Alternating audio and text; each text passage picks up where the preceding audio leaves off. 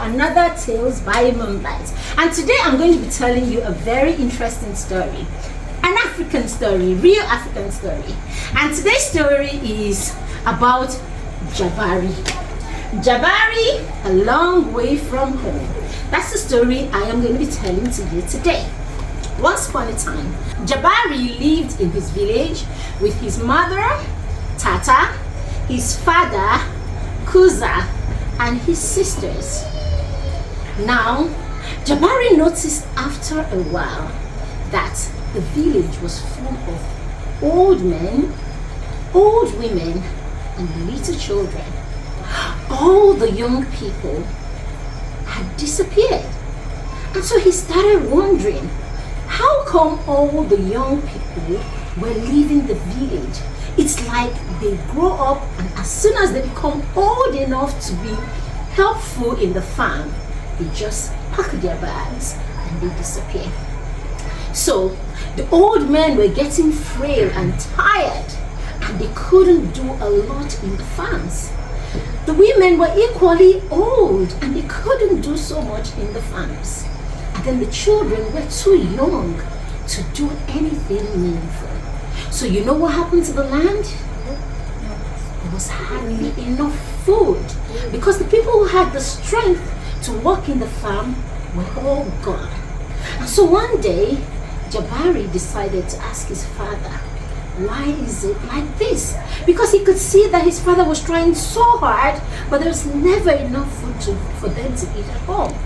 And worse still, Jabari's mom, Tata, was ill and she couldn't do any work in the farm. Jabari was only 8 years old. What can an 8-year-old do for his family? So he decided to go and talk to his father one day, and he went outside looking for his dad. He found his dad under a tree. And so he walked towards his dad.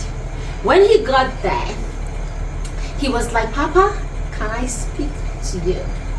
And his father started trying to clean his eyes. And Jabari was like, Dad, Papa, are you crying? And his father was like, no, something entered my eyes, I'm not. But Jabari knew that father was crying. And so he asked him, how come all the young people who can help out in the farms are all gone? And the dad was like, maybe because there is nothing really here for them to live for. And Jabari was like, but if they were here, we would have more food to eat. And the father was like, I don't know, but we'll keep trying. And so the father was like, don't worry about things like this, Jabari. You are too young to worry about these things. But Jabari saw that the people in the village were suffering. And so one day the village had called a meeting of all the adults and they started looking for solutions. But yet there was still not enough food in the village. The young people were hardly playing outside anymore because they were too hungry to run around. The old people were tired every day because they were working too hard. And so Jabari decided that he was going to do something about it. But he didn't want to tell his father about it. And he thought about his friend, his best friend. Should he go and tell his friend about it? So one day he spoke to his friend and his friend was like, I don't care about this village. I'm just waiting to be old enough so that I can take my bag and leave also. So Jabari knew that he's not going to tell his friend about this special thing that he plans to do. So one day, while everybody was sleeping, Jabari picked a bottle full of water and a little bag and he went out. Now he remembered that his father had told him that everyone left to a city or to another place that was bigger, another village that was bigger and better than their village. And so Jabari started to walk, hoping that after a while he would get to that village where everybody had moved to. And so he walked and walked and walked and he was getting tired and hungry.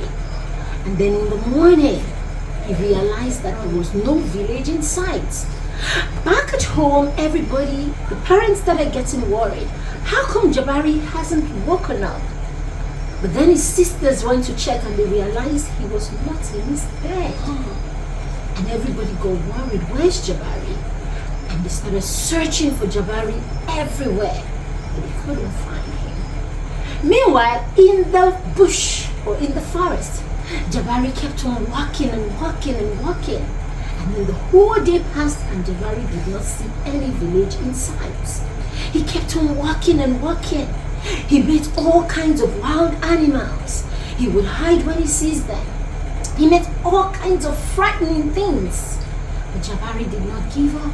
He kept on walking because he wanted to find a solution to the problem. Jabari walked for many days. He would look for a tree and he would find something that he can get and eat. He would get to a stream and he would get some water and he would drink. At some point he became very tired and very weak. And then, one day from nowhere, he could see what looked like a building. A big building and somewhere that looked very different from his village. And so Jabari saw a man. And then the man asked, where are you coming from? But he was too tired to talk. But after a while, the man took him somewhere. And after resting, Jabari told him about his story, where he's coming from and what happened in his village and why he decided to leave his village. And the man said, you know something? I'm going to take you somewhere. Follow me. So Jabari followed him and then he took him somewhere where there were many other people. And Jabari said, and the man said to him, tell them your story. And Jabari told all of them his story. And while he was talking, everybody was quiet and listening to him. And after some time, one of them spoke and said, I came from that village, but I'm not going back there because there's nothing there for me. Jabari was disappointed, but he decided he wasn't going to give up. And then he said to them, maybe if you all come back, we would be able to put our heads together and do something so that we can make our village like this village where you are.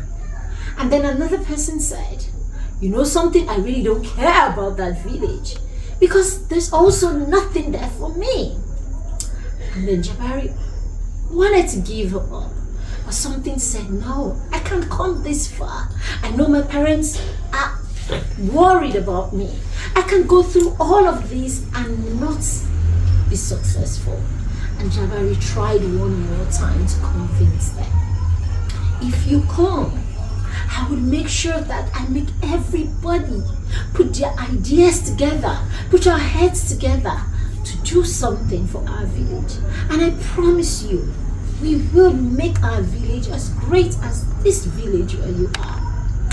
And after a while, one by one, they started rethinking it.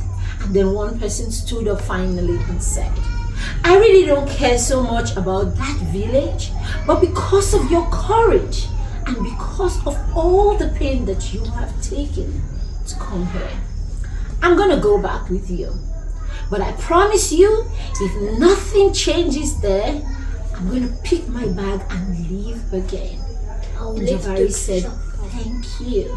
And so one by one, they all agreed to go back with Jabari. And so, on this beautiful sunny day in the village, everybody was tired and hungry as usual. And then from nowhere, they started hearing the sound of music. And everybody started wondering where the music was coming from.